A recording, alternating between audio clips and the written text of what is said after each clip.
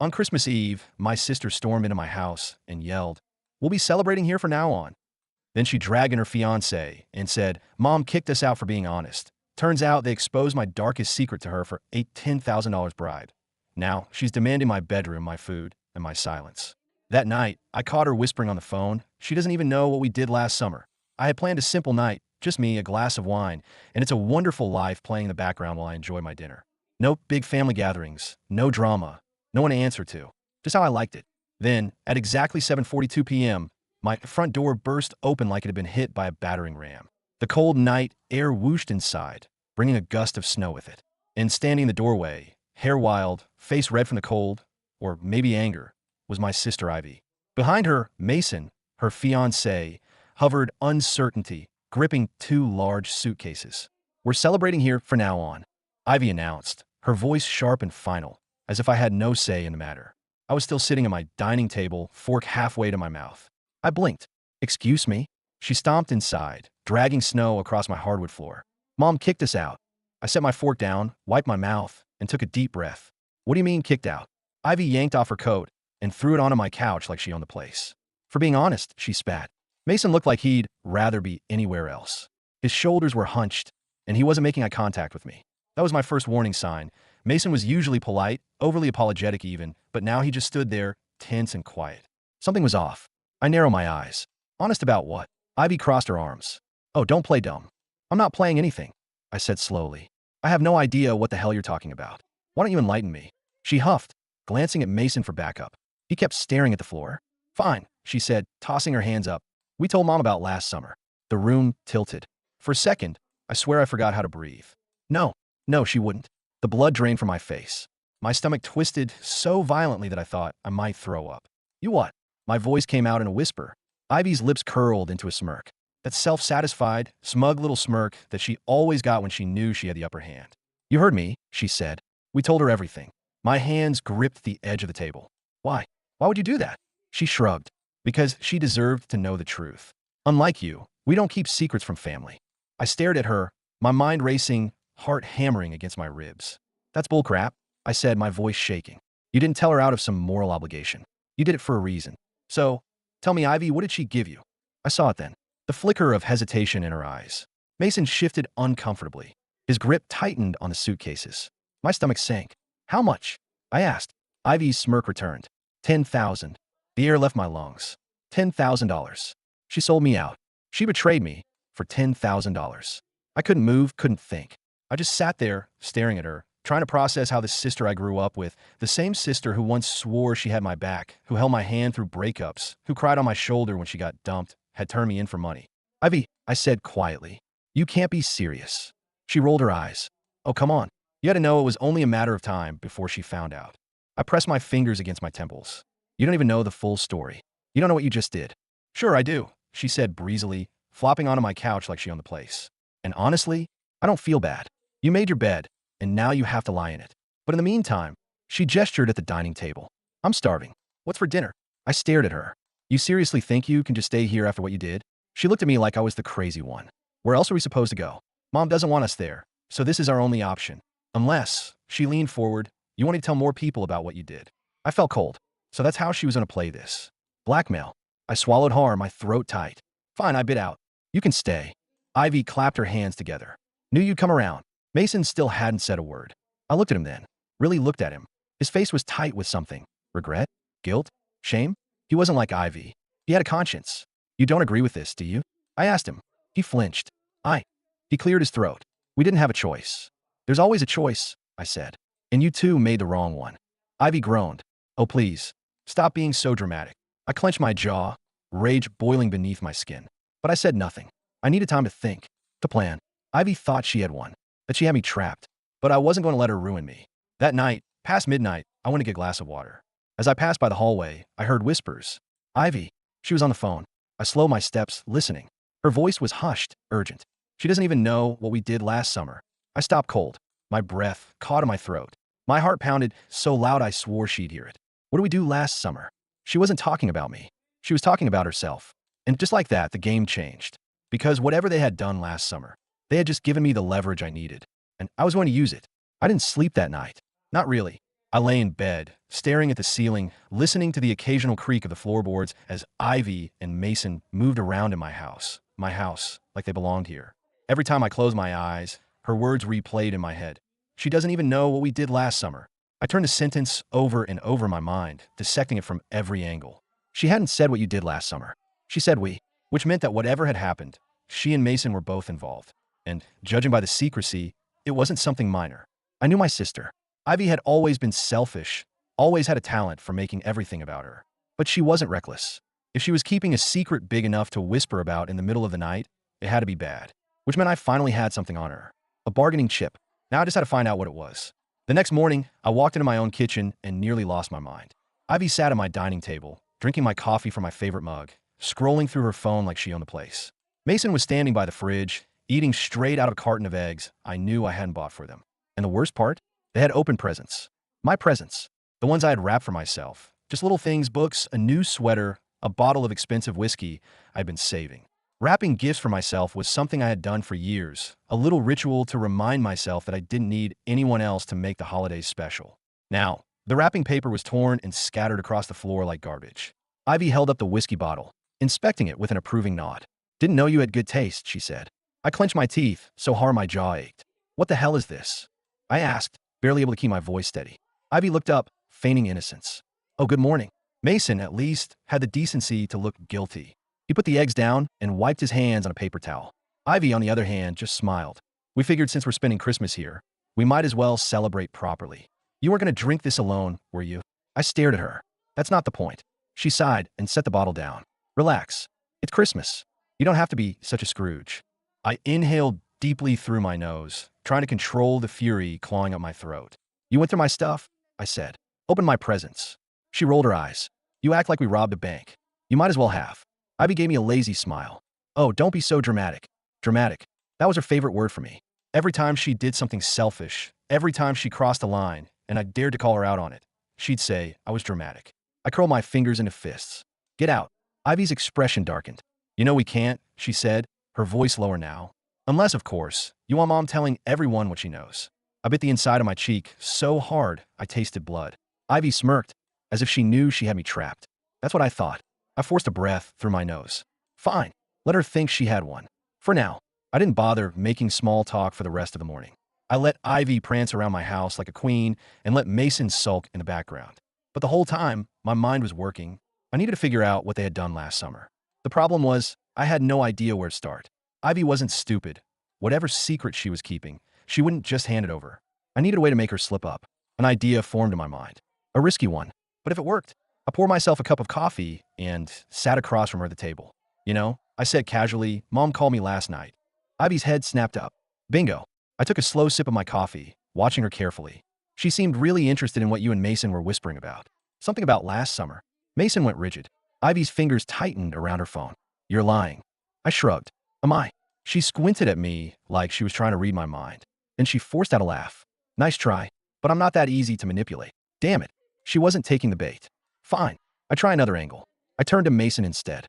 "You know," I said, swirling my coffee, "if I were lying, you wouldn't look so guilty right now." Mason shifted in his seat. I mean, you were there too, right?" I cut in, tilting my head. "Whatever it was that happened last summer." Mason swallowed hard. Ivy shot him a sharp look. "Don't." That was all it took. Mason's eyes darted to her, then to me. His fingers twitched on the table. He looked nervous. Really nervous. And just like that, I knew. He wasn't the one holding the secret. Ivy was. And Mason was scared of it. That meant whatever had happened last summer, he hadn't been the mastermind behind it. I tucked that piece of information away and smiled. "Forget it," I said, leaning back in my chair. "It probably wasn't even that big of a deal." Ivy's shoulders relaxed slightly. "Exactly. But Mason?" Mason still looked like he was one wrong word away from cracking. Good. I didn't know what my sister had done yet, but I was getting closer. And when I found out, I was going to burn her world to the ground. I played the long game. If I wanted to figure out what Ivy and Mason were hiding, I couldn't push too hard too fast. Ivy was too sharp for that. But Mason? Mason was already fraying at the edges. The way his eyes darted around when I mentioned last summer, the way he flinched at Ivy's glare, it was clear that whatever happened, he wasn't the one calling the shots. And that meant he was my way in. Over the next few days, I made sure to keep the pressure on Mason in the subtlest ways. I let Ivy think she had won. Let her gloat while she sprawled on my couch, scrolling through her phone, treating my home like an Airbnb she hadn't paid for. But Mason? I started watching him closely. At dinner, when Ivy would ramble about wedding plans, I'd casually drop in little comments. So, Mason, I said one evening as we sat around the dinner table. You grew up around here, right? He hesitated mid-bite, then nodded. Yeah, born and raised. Must be nice, I said, swirling my wine. Familiar places, familiar faces. I bet you run into old friends all the time. His fingers tensed around his fork. Ivy barely looked up from her phone. Not really. Mason doesn't do the whole small-town social scene. We're not in high school anymore. Mason let out a nervous chuckle. Yeah, I guess. I took a slow sip of my wine, watching him squirm. Interesting. He was afraid of being recognized. The Real break came on the fourth night. Ivy had gone to bed early, leaving Mason and me in the living room. He was nursing a beer, flipping aimlessly through TV channels. I was pretending to read, but really I was waiting. Mason was exhausted. I could see in the way he sagged into the couch, his movements sluggish. His nerves were frayed. The thing about guilt is it wears on you. It doesn't let you rest. And Mason? He was cracking. So I nudged him. Do you ever regret anything? I asked suddenly, keeping my voice light. He froze, his fingers tightening around the beer bottle. What? I shrugged. You ever look back at something and think, man, I wish I could undo that? Mason didn't answer right away. He just stared at the TV screen, eyes unfocused. Yeah, he said finally. I do. Bingo. I set my book down. Something big. He swallowed. I don't know. He was crumbling. I leaned forward slightly. Whatever it is, you can talk to me. His jaw clenched. He hesitated, just for a second. Then he shook his head. I can't, he muttered, rubbing his face. You don't understand. Oh, I think I do, I said, keeping my voice soft. You and Ivy did something last summer, didn't you? His breath hitched. I pressed forward. And it wasn't legal, was it? Mason shot up from the couch, so fast his beer nearly spilled. I'm going to bed, he stammered, setting the bottle down on the coffee table with a clink. And then he bolted. But he had just told me everything I needed to know. The next morning, I started my search. Ivy was still asleep, and Mason had gone out for a walk, probably to clear his guilty conscience. That gave me time. I pulled out my laptop and started combing through local news articles from last summer. If Ivy and Mason had done something illegal, there had to be something, an accident, a crime, even just a suspicious incident. At first, I found nothing, just the usual small-town nonsense. But then, local business owner, still missing after 6 months, my heart stopped. I clicked the article. A man named Trevor Langley, owner of a small auto shop, had disappeared without a trace last July. Last summer, according to the article, Trevor had been last seen at a bar just outside of town. Witnesses reported he had been drinking heavily and left sometime after midnight. His car was found abandoned near a wooded area, keys still in the ignition. No sign of him. Something in my gut twisted. I scrolled further. There was a blurry security photo attached to the article. The last known image of Trevor Langley, taken from the bar surveillance cameras. And sitting in the background, just barely visible, was Mason. My breath caught. I zoomed in, my hands shaking. It was him, no doubt about it. Mason was in that bar the night Trevor disappeared. I sat back, my pulse pounding. I had them. I didn't know exactly what happened that night. Not yet, but I was going to find out. And when I did, Ivy would regret ever stepping foot in my house. I knew I couldn't confront them yet. Not until I had proof. So I played it cool. For the next 2 days, I went about my business like nothing had changed. I made coffee in the mornings, cooked meals, even sat through Ivy's endless wedding talk without so much as an eye twitch. I nodded in the right places, smiled when necessary, and kept my rage bottled up so tightly I swore I could hear it cracking under the surface. But inside, my mind was racing. Trevor Langley, a man who had vanished into thin air. And Mason had been there the night it happened. The question was, what did Ivy have to do with it? I needed Mason to talk. But guilt alone wasn't going to be enough to break him. I had already pushed him once, and all it did was send him running. I needed something bigger, something that would force him to spill. So I set a trap. The night after I found the article, I waited until Ivy went to bed. Mason was in the living room again, drinking beer and staring blankly at the TV. I sat down across from him and let out a long, dramatic sigh. Mason barely looked up. What? I hesitated like I was nervous. Then I leaned in. I need to tell you something, I whispered. That got his attention. He turned his head slightly, his brow furrowing. What? I glanced toward the hallway, like I was making sure Ivy wasn't listening. Then I swallowed hard and dropped my voice even lower. I lied, I said. Last summer, I told everyone I was out of town that weekend, but I wasn't. Mason went still. I looked down at my hands, pretending to be ashamed. I was at that bar, I said, barely above a whisper. The same night Trevor disappeared. Mason inhaled sharply. And that was when I knew, if he wasn't involved, he would have just been confused. Maybe even relieved that someone else had been there that night. But instead, he looked terrified. I kept going. I never said anything because I saw something that night. Something I shouldn't have. I forced myself to shake my head, like I was struggling to even say the words. And now, after seeing your face when I mentioned last summer, I... I need to know, Mason. Were you there that night too? Mason's throat bobbed as he swallowed. I don't. You don't know what? I whispered. You don't remember? Or you don't want to admit it? He exhaled shakily and rubbed his hands over his face. I could see it happening. The war inside his head. The guilt, the fear, the urge to confess. Look, I said gently, reaching across the table. I'm not here to judge. I need to know the truth. Mason's lips parted like he was about to say something. Then, what the hell is going on in here? Ivy's voice sliced through the room like a knife. I jumped, yanking my hand back. Mason flinched so hard he almost knocked over his beer. Ivy stood in the doorway, arms crossed, eyes sharp. I forced a nervous laugh. Jesus, Ivy, you scared me. Her gaze flickered between me and Mason, narrowing slightly. What are you two talking about? I opened my mouth, but Mason beat me to it. Nothing, he blurted out too quickly. Ivy's eyes darkened. She knew something was up. I had pushed too far, too soon. Ivy barely spoke to me the next day. She was watching me now, the same way I had been watching Mason. I knew she was suspicious. She wasn't stupid. She could feel that something had shifted. So I went on the defensive. I acted normal. Too normal. I made pancakes for breakfast, played Christmas music, even forced a laugh when Ivy made some snide comment about my poor taste in decorations. I made myself seem harmless, distracted, clueless. But that night, as I was brushing my teeth, I heard them whispering. I turned off the faucet, listening carefully. She's lying, Ivy hissed. Mason's voice was lower, more hesitant. What if she's not? Ivy made a frustrated noise. She wasn't there, Mason. She's trying to mess with you. And you're falling for it. Silence. Then Mason's voice, softer now. I don't know, Ivy. What she knows something. Ivy didn't answer right away. When she finally spoke, her voice was eerily calm. If she does, we have a problem. A chill ran down my spine. I quietly backed away from the door and slipped into my room, my heart hammering. They were scared, which meant I was getting close. I had to keep pushing, but I also had to be careful. Because now I wasn't just looking for the truth. I was making them wonder if I already had it. And that was dangerous. For all of us. I had them cornered. Ivy and Mason didn't know what I knew. But more importantly, they didn't know how much I knew. That gave me the upper hand. Fear was already creeping in, unraveling them from the inside. I just needed to give them one final push. The next morning, I woke up early, made coffee, and sat at the table like it was any other day. Ivy and Mason were already in the kitchen, speaking in hushed voices. They shut up the second they saw me. Morning, I said cheerfully, pouring myself a cup. Ivy narrowed her eyes. You're in a good mood. I shrugged. It's Christmas. Might as well enjoy it, right? She didn't answer. Mason just stared at his coffee like it might hold the meaning of life. I let the silence hang for a moment, then casually reached for my phone and scrolled through an article. Ivy sat down across from me, watching, waiting.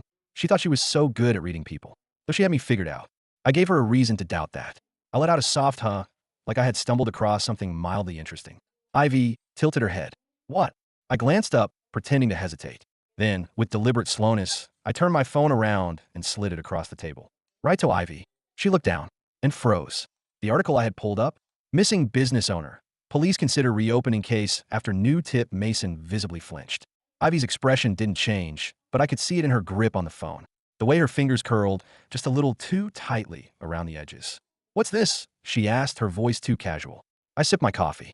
Just something I found interesting. She met my eyes. Why would you find this interesting? I leaned forward slightly, lower my voice. Because I did go to that bar last summer, Ivy. And you know what's funny? I tilted my head. I don't remember seeing Trevor Langley leave, but I do remember seeing Mason. Mason choked on his coffee. Ivy's jaw tensed. I let that sink in. Let the weight of my words wrap around them like a noose. Then I delivered the final blow. You know, I said, tapping my fingers against the table, I bet the police would love to hear about that. Ivy snapped. She shoved the phone away like it burned her and stood up so fast the chair screeched against the floor. You wouldn't, she hissed. I raised an eyebrow. Wouldn't I? Her hands clenched into fists. You don't even know what happened. I shrugged. Then tell me. She hesitated. And then, Mason broke. Ivy, stop, he groaned, running a hand down his face. We're caught, okay? She knows. Just tell her. Ivy whirled on him, eyes blazing. No, but it was too late. Mason let out a long, exhausted sigh. Then he looked at me. It was an accident, he said quietly. I stayed silent. He swallowed hard. Trevor was drunk. Really, really drunk. We were all drinking, but he was wasted. He got into some argument with another guy, some stupid fight over a girl, and stormed out. I thought he was leaving, but when I stepped outside a few minutes later, I saw Ivy following him into the parking lot. Ivy was breathing hard now, eyes darting between us like a cornered animal. Mason ran a hand through his hair. I don't know exactly what happened. I just remember Ivy running back inside, panicked. She told me we had to go, that we had to leave. I asked why, and she just kept saying we have to go. My pulse pounded in my ears. Why, Ivy? I asked, my voice eerily calm. Ivy clenched her jaw. Because I saw him get into his car, she snapped. He was wasted, barely able to walk, and he was about to drive. I waited. Ivy inhaled sharply. So, I took his keys. I stared at her. You took his keys? Her chin lifted. Yeah, I did. I wasn't going to let some drunk idiot kill himself or someone else. I threw them into the bushes and told him to sleep it off. And then I left. Mason shook his head, and the next morning, he was gone. Ivy's eyes flashed. That's not my fault. I leaned back, crossing my arms. Are you sure about that? She went rigid.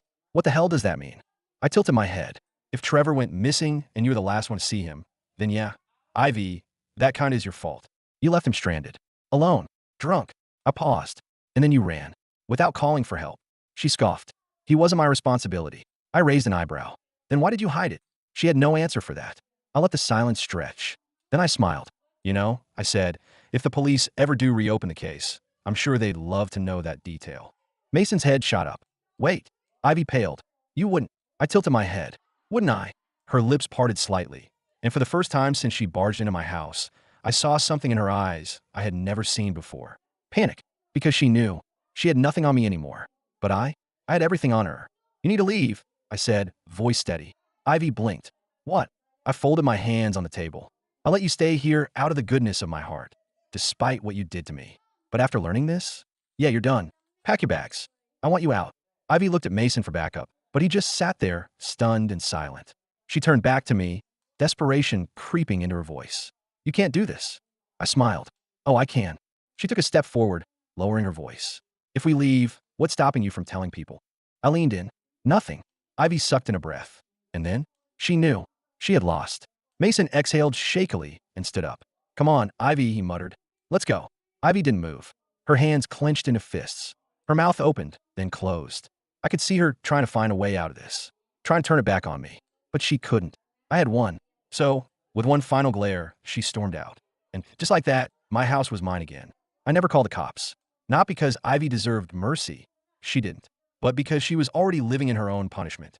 She would always look over her shoulder, always wonder if one day I'd change my mind. That was enough. And as I sat in my now quiet house, pouring myself a glass of whiskey, I finally smiled. Merry Christmas to me.